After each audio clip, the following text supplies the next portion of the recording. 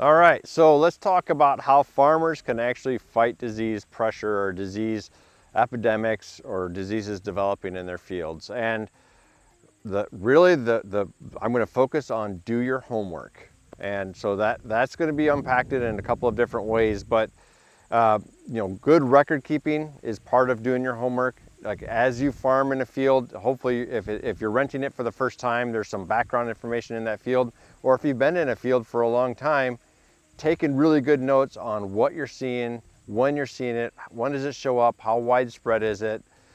Knowing that information is going to help always guide future decisions. And so using your record keeping tools and what data you have about that field is going to help. But not just about what diseases have been there in the past, like going out and getting soil samples and knowing what your nutrient levels are, knowing what your soybean cyst nematode levels are.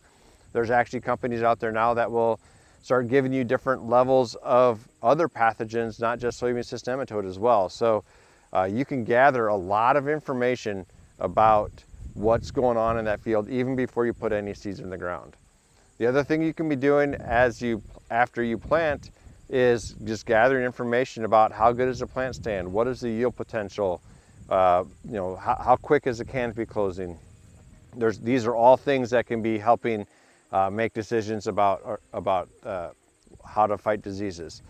There are certain apps out there. I'm just going to use Sporecaster app as an example. That one helps predict when white mold shows up on soybeans. That's a particular disease. That's more of a problem in the northern tier of states where soybeans are growing. But that uses weather, it uses the canopy closure and sort of the planting date and the row width and a couple of different things to help predict when you might have a problem with white mold in a particular field.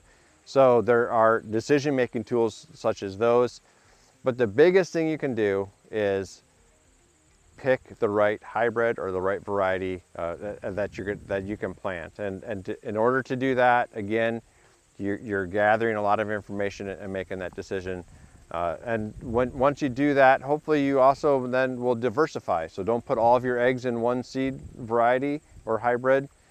Use several different types that are going to match the fields and the problems that you might have in those fields. And so how can you fight it? It's a lot of information gathering, paying attention to what you have, what you're seeing, what you've had in the past, and then help make decisions to try to reduce the chances of seeing those diseases before they show up.